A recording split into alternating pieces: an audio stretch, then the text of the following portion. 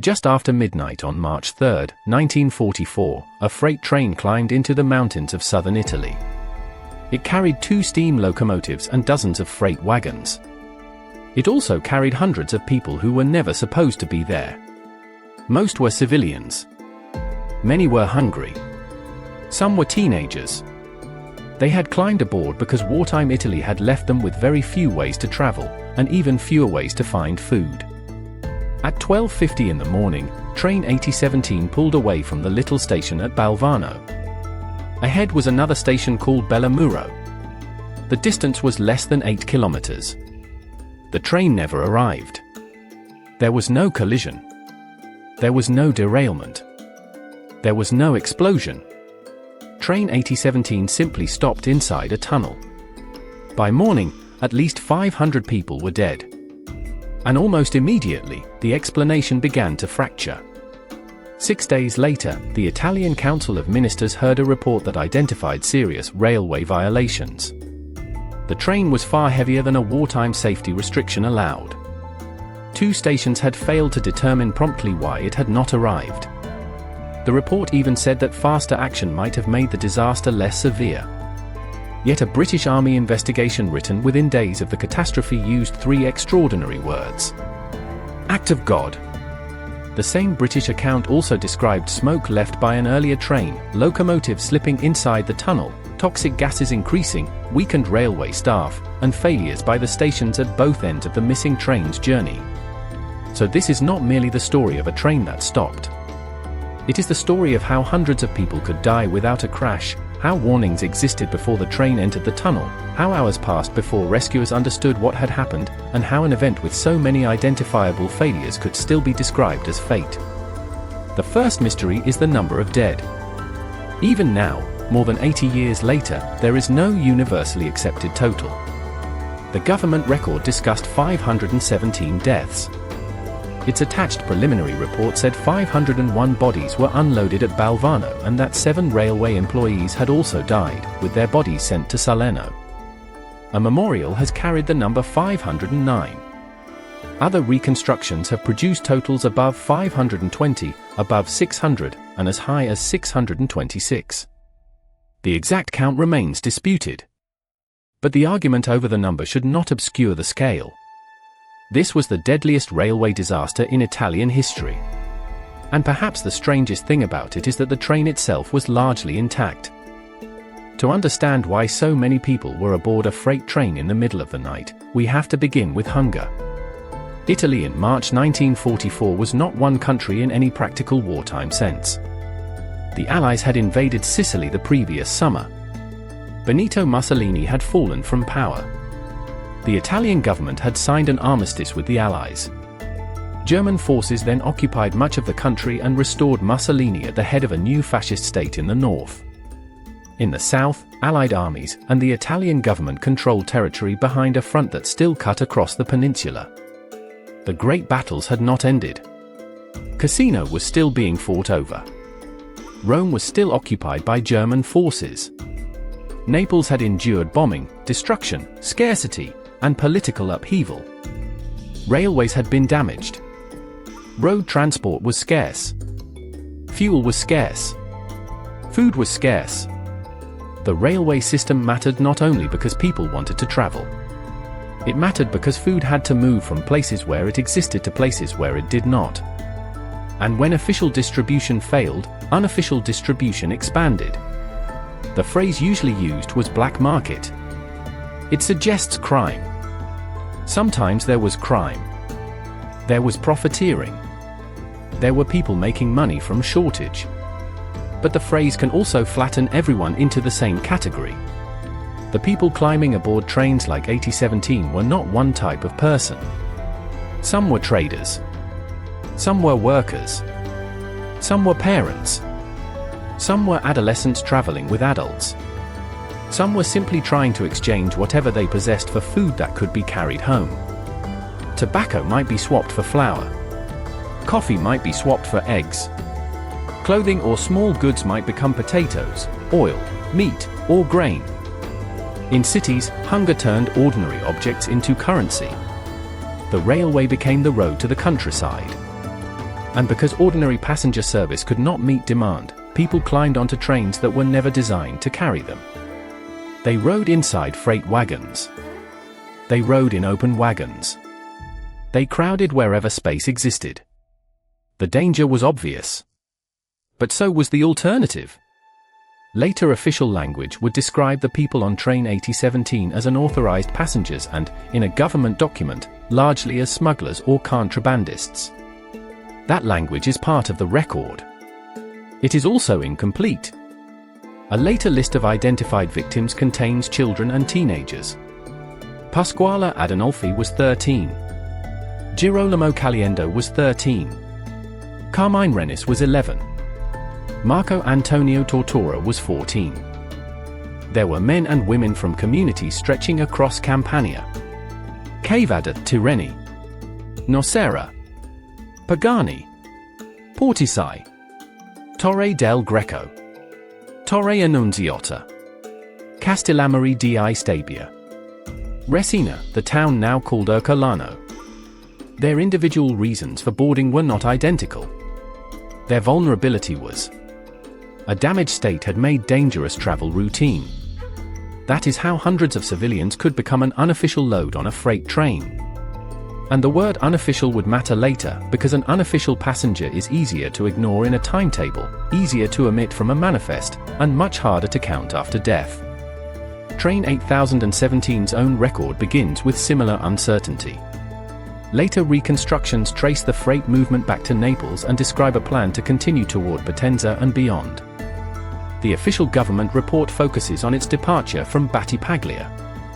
At that point, the report says the train had 47 vehicles.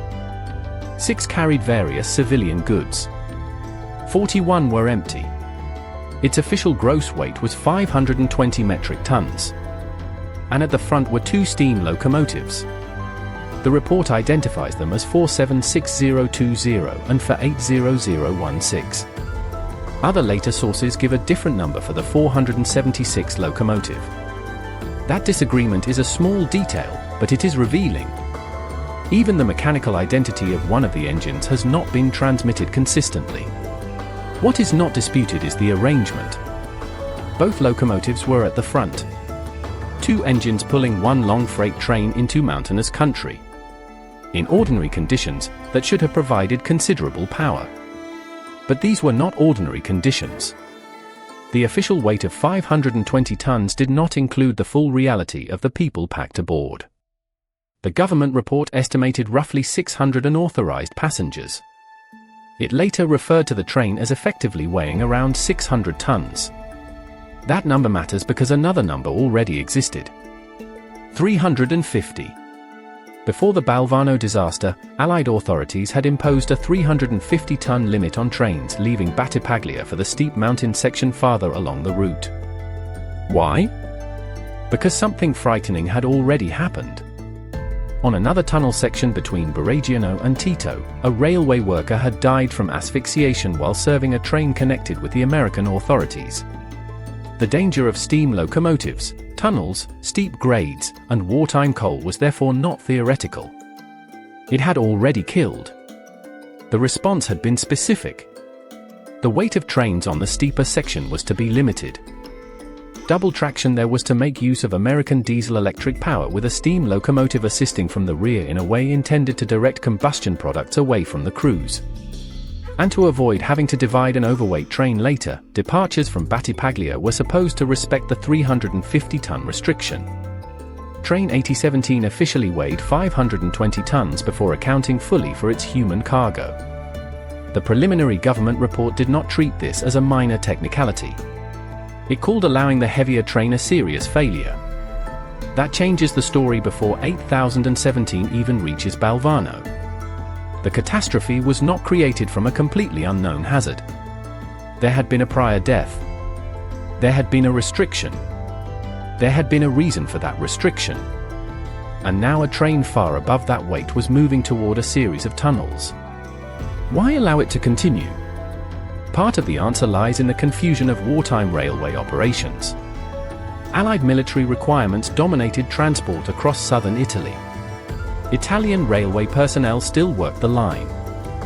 Freight movements had military and civilian significance at the same time. Schedules were irregular. Delays were common. Equipment was overworked. And the difference between what regulations required and what daily necessity produced could become enormous. That environment does not excuse a safety violation. It explains how one can become normal. The people aboard 8017 were another example. They were not hidden in one sealed car. There were hundreds of them. Their presence was obvious. Authorities sometimes removed unauthorized riders from trains. People sometimes climbed back aboard. Railway workers sometimes tolerated them because everyone understood the desperation behind the journey. So the train left Battipaglia carrying two incompatible realities. On paper, it was a freight train. In reality, it was a crowded passenger train without passenger protections. That distinction would become deadly after it disappeared. The train left Battipaglia at 7 in the evening on March 2nd. It moved eastward into increasingly difficult country. Every kilometer brought it closer to the mountains. And every tunnel introduced the same basic problem. A steam locomotive burns fuel to heat water. The expanding steam drives the machinery that turns the wheels. But the fire also creates exhaust. In open air, exhaust disperses. Inside a tunnel, it can accumulate. The danger increases if the train slows. It increases again if the engines are working hard. It increases further if combustion is inefficient. And it becomes catastrophic if the train stops while the locomotives continue producing gases. The coal available in wartime was repeatedly blamed after Balvano. The preliminary Italian report described it as poor quality and said it produced excessive ash, slag, volatile residue, and sulfurous vapors. It argued that this could clog the grate, obstruct boiler tubes, reduce draft, make the fire difficult to manage, and reduce the locomotive's ability to pull. That explanation was convenient because coal could become the single villain. Bad fuel. Bad luck. Tragedy. But even the same government document that emphasized the coal did not stop there. It also described an overweight train. It described wet rails and wheel slip as a danger. It questioned whether the sanders used to improve traction were functioning properly. It identified failures by station personnel. And it acknowledged that timely action might have reduced the number of deaths. The British Army account, as later published, went further in one crucial way. It described the disaster as the result of many factors occurring together in rapid succession. That is the more useful way to understand what was approaching Balvano. Not one failure. A chain. A heavy train. Poor combustion. A tunnel. Wet rails. Previous smoke. Two locomotives working hard. People packed into freight wagons. Weak communications. And a railway system that still thought of 8017 primarily as freight. At 12:12 in the morning, according to later reconstructions, the train reached Balvano. The official report records a 37-minute delay there for attention to the locomotives. That means the engines were not simply waved through. They were serviced. Someone knew the machinery required attention. Outside, it was cold and damp. Later accounts describe rain, sleet, or snow in the mountains. The rails ahead would be wet. Inside the freight cars, many passengers had already been traveling for hours. Some were exhausted. Some were probably asleep. A 17-year-old named Raffaele Bellucci was aboard with his brother Giuseppe. Decades later, Bellucci would become one of the best-known surviving witnesses. He came from Cavad at Tirreni. He had worked as a woodcutter and, like others, traveled toward the interior in search of provisions. He and his brother positioned themselves where they could get down from the train when necessary. Bellucci later remembered using fresh snow during tunnel passages to help withstand the fumes. It sounds like a small survival trick. It also tells us something larger. People who rode these trains already understood that tunnels could be dangerous. They did not need an engineering report to know that smoke could overwhelm them. The risk was part of the journey. At Balvano, the station master was Vincenzo Maglio. He would later become one of the railway employees criticized in the preliminary investigation. At 12:50, train 8017 received permission to depart. The two locomotives began pulling. The long freight train moved out of the station. Ahead, the line crossed difficult ground and passed through several tunnels. The most dangerous one lay less than 2 kilometers from the station building. Its name was the Galleria dell'Armi, the Tunnel of Arms. The official report measured it at 1,692.22 meters. Its grade rose at about 12.8 per thousand in the direction the train was traveling. Not the steepest grade on the railway, but enough to force a heavy steam train to work. The tunnel was narrow. Ventilation was poor. And according to the British Army report, another train had recently left smoke inside it. Train 8017 was now approaching a tunnel that already contained the exhaust of a previous locomotive. At its head were two more steam locomotives. Behind them were freight wagons carrying hundreds of people. The train entered the darkness. And almost immediately, the physics of the journey began to change. Inside a tunnel, a steam locomotive behaves differently than it does in open air. The fire still needs oxygen. The boiler still needs heat. The piston still needs steam. But the exhaust no longer disappears into the sky. It fills the same confined space through which the train is moving. If the train maintains speed, its movement helps exchange some of that air. If it slows, the balance changes. The engines have to work harder while the train spends longer inside the fumes they create. That is precisely the direction in which 8017 was moving. The grade rose. The rails were damp. The train was extraordinarily heavy. Its speed fell. Then the driving wheels began to slip. A steam locomotive can produce enormous force, but steel wheel against steel rail depends on adhesion. When the rail is wet, the wheels can rotate without converting all of that rotation into forward movement. Locomotives carried sand for exactly this reason. Sand dropped onto the rail increases grip.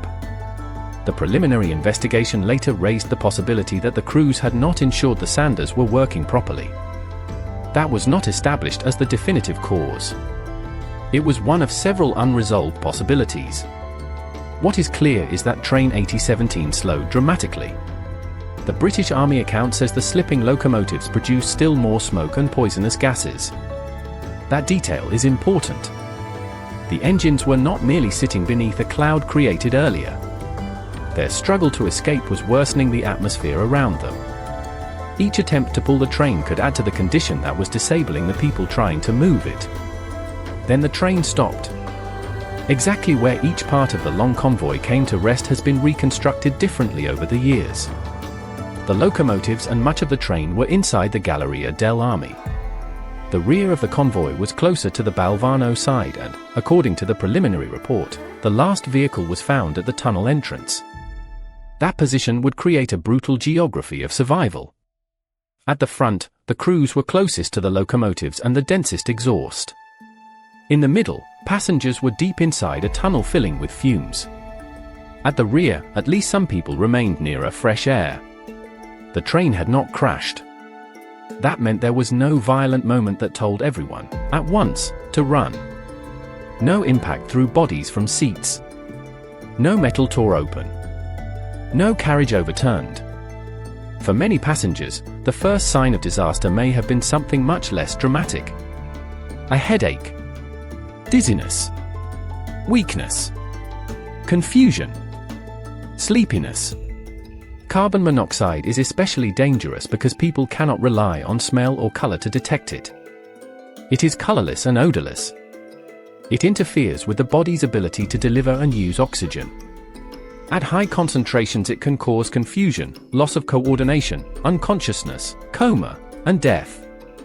A sleeping person can be overcome without fully understanding what is happening. That makes the scene in the Galleria dell'Armi different from a fire. Smoke may have irritated eyes and lungs. Coal fumes may have been obvious. But the most lethal component could not be sensed directly. People might know the air was bad without realizing how rapidly their ability to escape was disappearing. A person who becomes dizzy in a tunnel may decide to sit down. A person who becomes confused may move in the wrong direction. A person who becomes weak may be physically unable to climb from a wagon. And a person who falls unconscious cannot save himself at all. That is why time matters so much in the Balvano story. Not only the time it took for the train to stop, the time it remained missing. At the locomotives, the crews faced an immediate mechanical problem. They had to get hundreds of tons moving again on wet rail while breathing an atmosphere that was deteriorating by the minute. The preliminary investigators were able to speak with one surviving fireman from the lead locomotive. He said that at some point he began to lose his breath and fainted. Before losing consciousness, he remembered seeing his driver move the reversing lever. The investigators interpreted that as evidence the crew may have been trying to reverse the train back toward Balvano. They found the locomotive reversing gear in a position consistent with that account. They also found the rear vehicle close to the Balvano side entrance of the tunnel. So there is evidence that someone at the front understood the only realistic escape might be backward. But an intention is not the same as a successful maneuver. A train of this length was controlled not just by the two men at one set of locomotive controls. There were two locomotive crews. There were railway staff positioned elsewhere on the train. There were brakes distributed through the convoy. Communication was primitive by modern standards. The crews could not simply speak to one another over a radio network and agree on a coordinated recovery plan. Later accounts have suggested conflicting actions between the locomotive crews or between drivers and brakemen. Some versions say brakes were applied while engines tried to move. One railway worker who later described the rescue remembered multiple vehicles being braked and needing to be released before the train could be moved. But the exact sequence remains disputed. We should resist the temptation to turn uncertainty into a clean mechanical story. We do not know every lever movement. We do not know every brake application. We do not know exactly what each crew member believed the other crew was doing. What we do know is more disturbing. A functioning train crew had only a limited window to solve the problem before carbon monoxide began degrading the very judgment, strength, and coordination required to solve it. The poison attacked the rescue from inside. Consider the driver trying to reverse. He needs to recognize that forward movement has failed. He needs to communicate. He needs steam pressure. He needs adhesion. He needs the brakes released appropriately. He needs the second locomotive working with him rather than against him. And he needs to do all of that while the air around him is making his brain less capable of doing it. That is the trap. Mechanical failure and human incapacitation reinforce each other. The longer the train remains stationary, the worse the air becomes.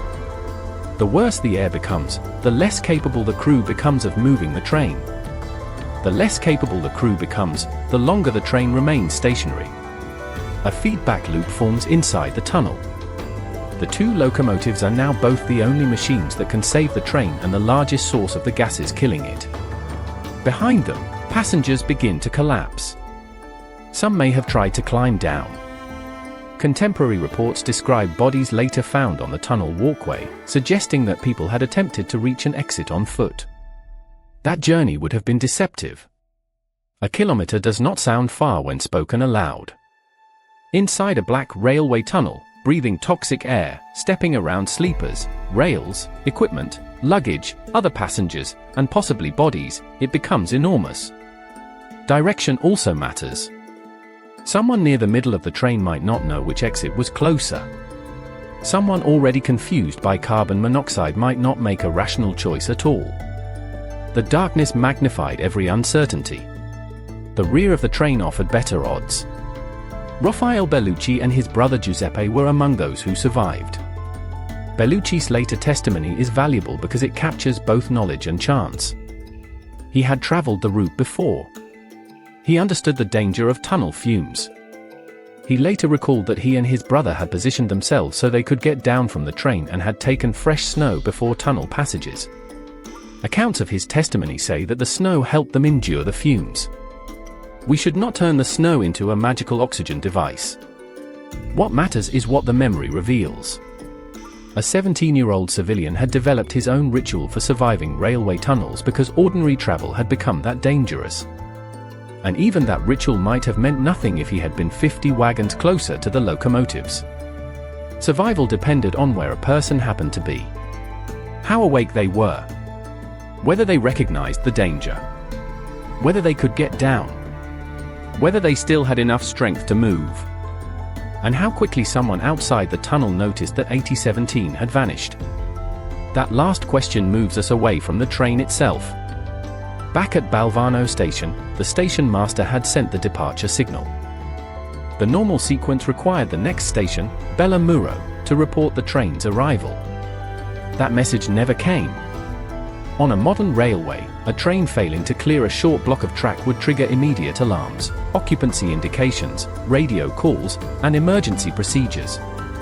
In 1944, on a damaged wartime railway, movement depended heavily on telegraph messages, local station staff, rules, and human attention. Delay by itself was not extraordinary. Trains could be slow. Trains could stop. Schedules were unreliable. That routine uncertainty became a shield around the disaster.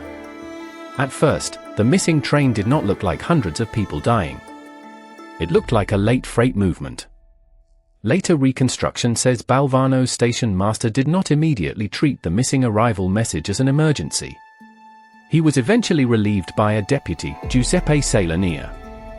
Other stations began asking where the train was. Bella Muro had not received it. Barragiano wanted information. Potenza was monitoring traffic. The absence slowly changed from inconvenience into problem. Around 3 in the morning, telegrapher Luigi Quaratino at Potenza received the message that would become one of the most haunting documents of the disaster. Train 8017 was stopped between Balvano and Bella Muro because of insufficient traction. It was awaiting assistance. The message sounds calm, technical, almost ordinary. There is no mention of hundreds of passengers. No mention of poisonous gas. No mention of unconscious crews. No mention of bodies. That is because the railway still did not understand the event in human terms. On paper, 8017 was freight. A freight train had lost traction. Therefore, it needed another locomotive. The administrative description of the train shaped the initial response to the emergency. This is one of the most important system failures in the entire story. Hundreds of people could be physically visible on the train and still be operationally invisible. If a passenger train fails to arrive, people are known to be at risk. If a freight train fails to arrive, the first assumption may be machinery. The distinction costs time. And time was the one thing nobody inside the Galleria dell'Armi possessed. The Italian government's preliminary report would later state directly that the managers at Balvano and Bella Muro had committed serious violations by failing to determine the position of a train that had departed one station and not arrived at the next on time. It added that prompt attention might have made the catastrophe less severe. That is not hindsight invented decades later. It appears in a government record days after the disaster. The 2026 publication of the British Army account adds an independent and equally damaging observation. It says the lack of action by the stations at Bella Muro and Balvano contributed to the high number of victims. 2 investigations from different authorities point toward delay. That does not tell us exactly how many lives a faster response would have saved. No responsible reconstruction can calculate that with confidence. Carbon monoxide exposure varies by concentration, position, health, and duration. Some people may have died quickly. Others may have remained recoverable for much longer. But the existence of uncertainty does not erase the direction of the evidence. A train full of people was missing in a known tunnel hazard. The alarm did not become urgent enough, soon enough. And while messages moved between stations, the people inside 8017 were becoming quieter. By the time the true scale of the emergency physically walked back to Balvano, hours had passed. One of the train's brakemen survived. According to the official preliminary report, at 5:10 in the morning a brakeman informed the Balvano station manager that the train was stopped in the Galleria dell'Armi and that there were many dead aboard. That time matters. The train had left Balvano at 12:50. For hours and 20 minutes had passed. For most of that interval, nobody at the station knew that a tunnel less than 2 kilometers away had become a mass casualty scene. The news did not arrive over a sophisticated warning system. It arrived through a survivor. At 5:25, Balvano sent a locomotive toward the tunnel using the engine of another train, number 8025. The instruction was to inspect the scene and bring 8017 backward. The rescuers entered a place that had been filling with locomotive exhaust for hours. They found the train. They also found bodies. Not only inside the wagons. On the tunnel walkways. People had tried to escape on foot and collapsed before reaching air. The rescue locomotive could not simply couple up and pull everything out.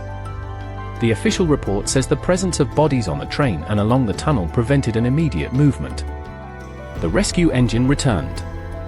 A larger recovery effort had to be organized. This is the moment when the railway emergency became something else. It was no longer a stalled train. It was a disaster site. And the question was no longer how to get 8017 to Potenza. It was how to remove hundreds of dead people from a tunnel without killing more rescuers.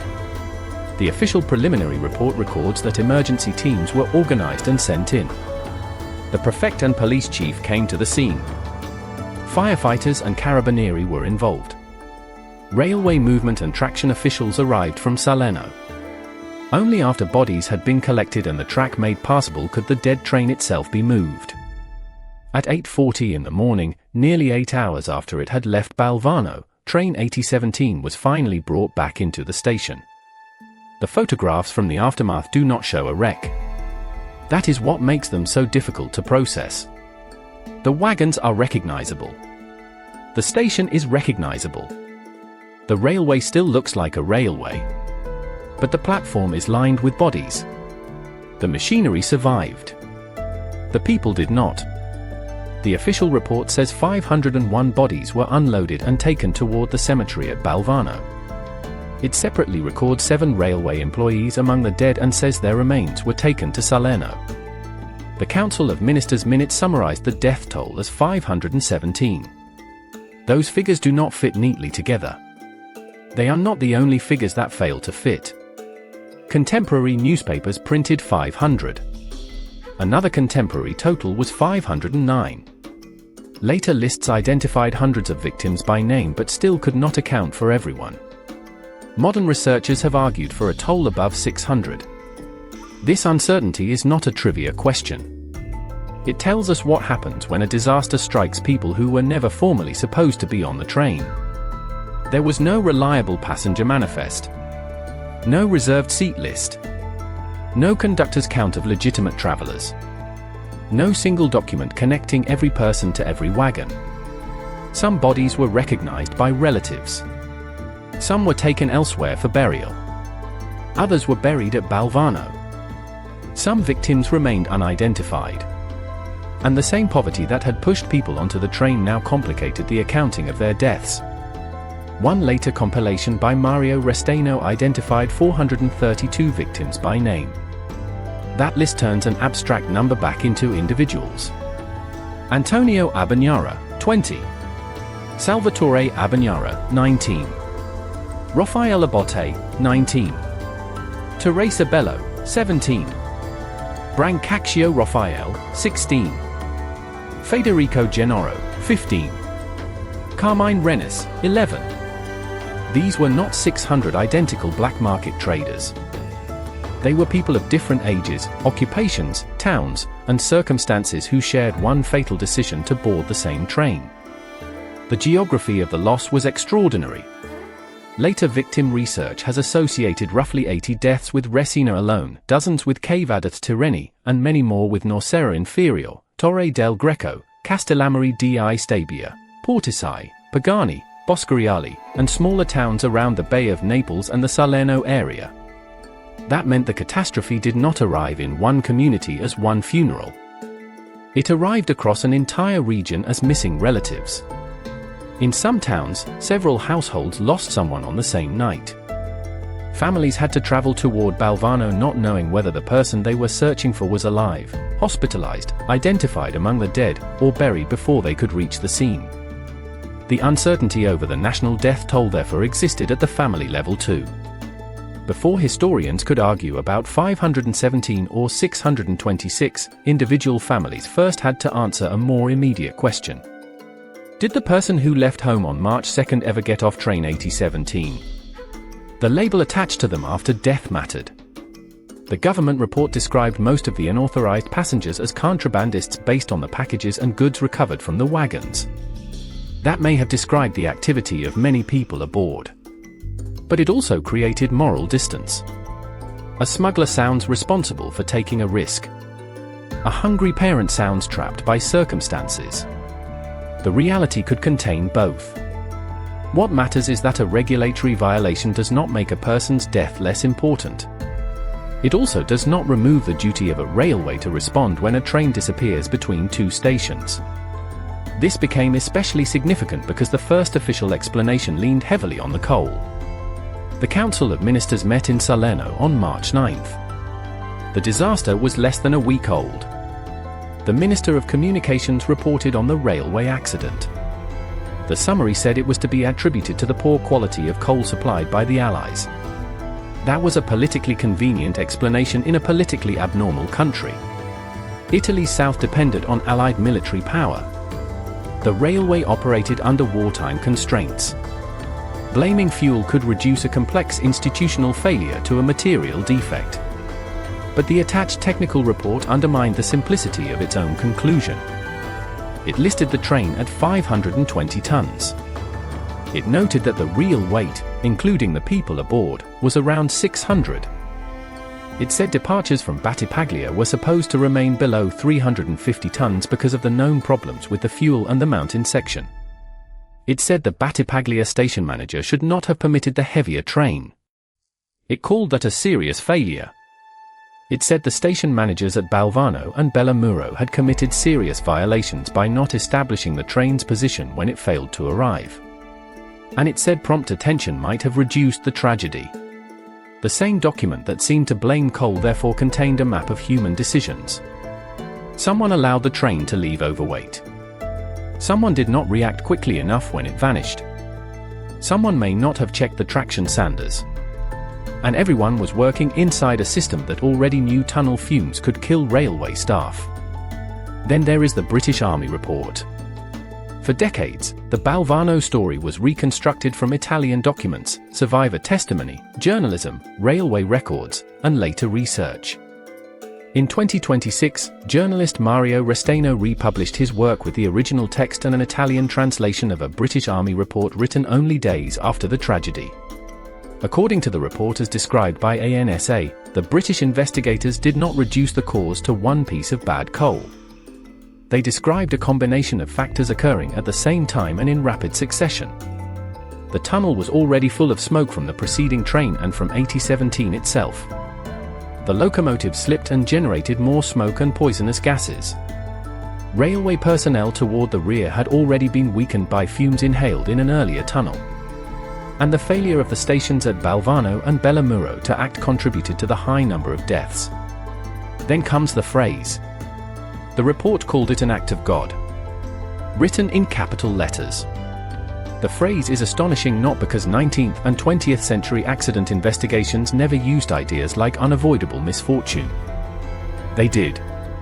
It is astonishing because it appears alongside a list of avoidable circumstances. A previous train smoke is a circumstance. Will slip is a mechanical event. Overweight operation is a decision. Delayed station action is a procedural failure. The poisoning of staff is a foreseeable tunnel hazard once the danger is known. How does that become an act of God? The answer depends partly on what investigators mean by cause. If no single person deliberately created the entire chain, an institution may describe the final outcome as a freak convergence. Every link can appear individually survivable. A heavy train alone does not kill 500 people. Wet rails alone do not kill 500 people. Poor coal alone does not necessarily kill 500 people. A delayed telegram alone does not kill 500 people. A tunnel alone does not kill 500 people. But combine them in the right order and each one magnifies the next. That is the logic of a system accident. The absence of one dramatic failure does not mean the absence of responsibility. In fact, the lack of a single broken component can make responsibility harder to assign. There is no shattered bridge to photograph. No exploded boiler to hold up as the culprit. No sabotaged rail. No driver known to have entered a curve at impossible speed. There is only a sequence. The train is too heavy. The locomotives work harder. The rails are damp. The wheels slip. The train slows. The engines produce more exhaust. The tunnel already contains smoke. The train stops. The crews begin to lose oxygen delivery to their brains. Passengers become confused and unconscious. The train fails to arrive. Stations do not respond with sufficient urgency. Hours pass. By the time the human scale becomes clear, the majority of the victims cannot be saved. No single moment carries the whole catastrophe. That is why the story resisted a clean verdict. Even the reason the train stopped has remained disputed. Was the decisive problem simply excessive weight on wet rail? Did poor combustion reduce steam pressure and tractive effort? Did one locomotive develop a fault? Did the sanders fail? Did brakes remain applied? Did the crews attempt incompatible maneuvers? Was a reverse movement started and then defeated by braking or loss of consciousness? Different reconstructions emphasize different answers. The surviving fireman's testimony supports an attempted reverse. The final position of the reverse gear supports that possibility. Later testimony from a railway worker involved in recovery suggested multiple wagons had to be unbraked. But none of that gives us a complete second-by-second record. The only precise reconstruction would require information the dead crews could no longer provide. So the responsible conclusion is not that we know exactly which lever trapped train 8017. We do not.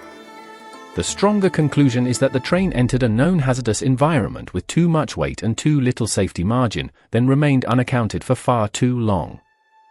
That conclusion does not depend on solving every mechanical mystery. There is another revealing piece of evidence. After Balvano, the railway changed its operating rules. Restrictions were tightened. The allowed train load was reduced. Double steam traction was prohibited or constrained on the dangerous section.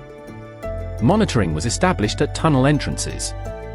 Steam movements were separated to give the tunnel time to ventilate. Those measures remained relevant until diesel traction reduced the exhaust problem years later. A safety rule written after a disaster is a kind of confession. It says that the previous arrangement contained a danger worth preventing. This does not automatically prove legal blame for every death. But it makes the phrase unavoidable accident harder to accept without qualification. If the hazard could be reduced afterward, at least part of it was manageable before. The next question is why so few people outside southern Italy grew up knowing the name Balvano. The scale should have made it famous. More than 500 dead. Perhaps more than 600. A catastrophe larger than many railway disasters known around the world. Yet Balvano remained obscure. Part of the explanation is timing. On March 3, 1944, Europe was consumed by war. Armies were dying by the thousands. Cities were being bombed. The battle for Cassino was raging. The coming invasion of France was being prepared. A civilian disaster behind the front competed with events that already produced mass death every day. Part of the explanation was censorship. The press in Allied-controlled southern Italy did not operate with normal freedom. Military authorities controlled information for security and morale. Early reporting on Balvano was sparse and inconsistent. A Reuters report carried by newspapers outside the immediate area said roughly 500 Italians had died from asphyxiation in a southern Italian railway tunnel. It described a freight train crowded because passenger trains were scarce and said smoke from other trains had filled the tunnel. But in Naples, contemporary local reporting was limited. Some accounts later argued that Allied censorship deliberately prevented the disaster from becoming a major public scandal. That claim should be handled carefully. Wartime censorship is confirmed. The press environment was restricted. The event received less immediate local detail than its scale would normally produce.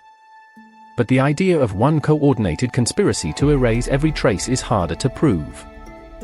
Foreign newspapers did report the deaths within days. The Italian government discussed the disaster officially on March 9th. Documents existed. The event was not literally erased. Something subtler happened. It was reported without becoming culturally central. Then the war moved on. Italy moved on. Families did not. For them, there was no historical abstraction. There was an empty chair. A person who had left to find food and never returned. A son. A daughter. A brother. A father. A mother. The dead were buried while the country was still at war. Balvano's small cemetery could not absorb the scale in ordinary fashion. Bodies were placed in common graves. Railway workers were buried separately. Some families reclaimed relatives. Many could not. A disaster that had begun with unofficial passengers ended with unofficial numbers. That is perhaps why the list of names became so important decades later. It was a way to reverse the administrative disappearance. Not 500. Not 517. Not 626. Names. Ages. Towns. Relationships. The people who boarded 8017 had been reduced by the system first to excess weight, then to bodies, then to disputed statistics. Memory had to turn them back into individuals. The search for responsibility did not end cleanly after the first reports. The preliminary Italian investigation had identified serious violations. But identifying a violation is not the same as producing a public reckoning. Later researchers who examined the judicial history found that the criminal case ended without a person being held responsible for the catastrophe. The poor coal remained central to the official explanation. That outcome helped create a strange split in the Balvano story. The documents contained blame. The public result contained almost none. The station staff named in the preliminary report could be disciplined. The railway could change its rules. Investigators could write about failures. Yet the catastrophe itself could still be remembered as misfortune. That distinction matters because institutions often treat prevention and responsibility as separate questions. After a disaster, a system can quietly change procedures without admitting that the old procedures helped cause the deaths. Balvano appears to have followed that pattern. The railway learned. The dead received no equivalent clarity. For decades, historians, journalists, railway enthusiasts, families, and local researchers kept returning to the same evidence. Why was a train weighing far more than the stated wartime restriction allowed to leave Battipaglia? Why did a train that should have covered the short distance to Bella Muro simply disappear for hours without a faster emergency response? Why had a prior fatal asphyxiation not produced enough protection to prevent another train from entering a tunnel under dangerous conditions? Why did the official language emphasize the unauthorized passengers when their presence was obvious to the railway before departure? And why did the phrase "act of God" survive beside evidence of human error? The answers are not all equally certain. The first is documented as a serious failure in the Italian report. The second is documented in both Italian and British accounts as a failure of station response. The third exposes a gap between recognizing a hazard and controlling it consistently. The fourth reaches beyond engineering into the politics of blame. And the fifth may tell us more about institutions than about God. Calling an event an act of fate can be psychologically attractive when responsibility is distributed across many people. No one person put every victim aboard. No one person created the wartime shortage. No one person damaged the railway network. No one person chose the weather. No one person created the tunnel grade. No one person produced every molecule of carbon monoxide. But systems are built precisely to stop ordinary hazards from combining into mass death. A weight limit is one such barrier. A station rule requiring a missing train to be located is another. A traction procedure is another. A ventilation interval is another. An understanding that freight wagons are carrying human beings should be another. On train 8017, too many barriers failed at the same time. That is the answer to the central mystery. The train did not need to crash because the disaster was not primarily about impact. It was about confinement. A moving steam train can carry its exhaust away from the people behind it. A stopped steam train inside a long tunnel cannot. Once 8017 became stationary, every minute transformed the tunnel into a more dangerous environment. The locomotives could not easily stop producing exhaust because they needed power to move the train. The crews could not easily solve the traction problem because the exhaust was poisoning them. The passengers could not easily escape because they were spread through a long convoy in darkness, many already weak or asleep. The stations did not understand the human emergency quickly enough because the railway still treated the train operationally as freight. That is how hundreds of people died without twisted rails or overturned carriages. The catastrophe was invisible until it was almost complete. Raffaele Bellucci carried that invisible catastrophe with him for the rest of his life. He survived at 17. He lived into old age. Decades later he appeared at commemorations and told students what had happened in the tunnel. He spoke about traveling with his brother Giuseppe. He spoke about the snow. He spoke as one of the last people able to connect a modern audience directly to the night of March 3, 1944. When Bellucci died in 2016 at the age of 89, local reports described him as the last surviving witness still publicly associated with the disaster. His importance was larger than his own escape. He contradicted the silence. A railway file can say unauthorized passenger. A survivor can say brother. A railway file can say insufficient traction. A survivor can describe the air. A railway file can say bodies recovered. A survivor can explain what it meant to be alive among them. Memory gradually became physical. Families and communities placed plaques. Towns from which victims had come created memorials. In 1972, Salvatore Avventurato, who had lost close family members, funded a chapel at the cemetery in Balvano. The municipality later placed a commemorative plaque at the station. A local road was named for the date of the tragedy. Quevadas Tirreni created its own memorial connection to the residents who died. Other Campanian communities did the same. In 2021, the Basilicata regional government formally recognized March 3 as a day of remembrance for the Balvano railway disaster. That is a remarkable distance in time. 77 years separated the catastrophe from the regional law. The delay does not mean nobody remembered before then. Families had remembered every year. Researchers had written books. Journalists had reopened the case. Television documentaries had revisited it. But formal recognition changes the scale of memory.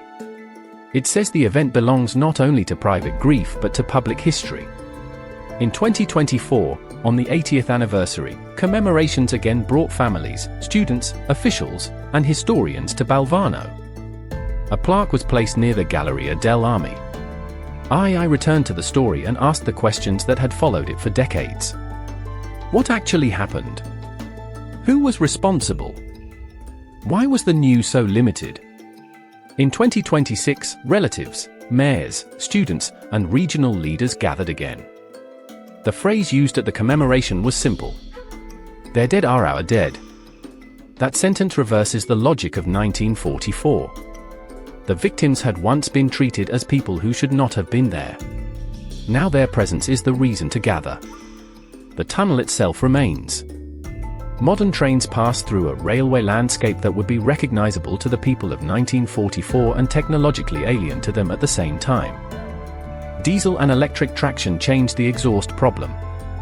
Communications changed. Railway signaling changed. Operating procedures changed.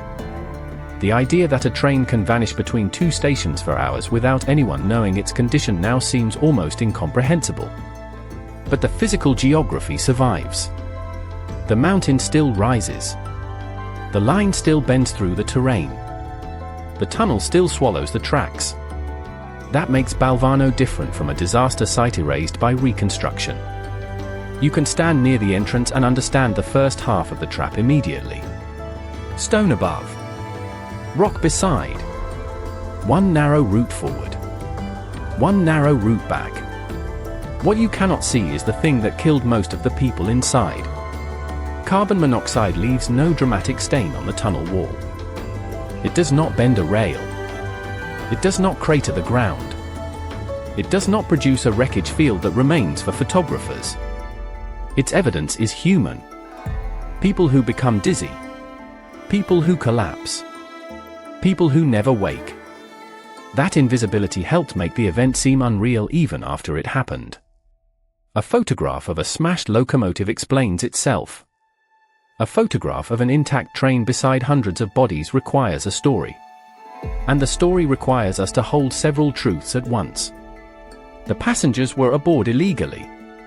Many were engaged in black market exchange. They were also civilians living through hunger and war.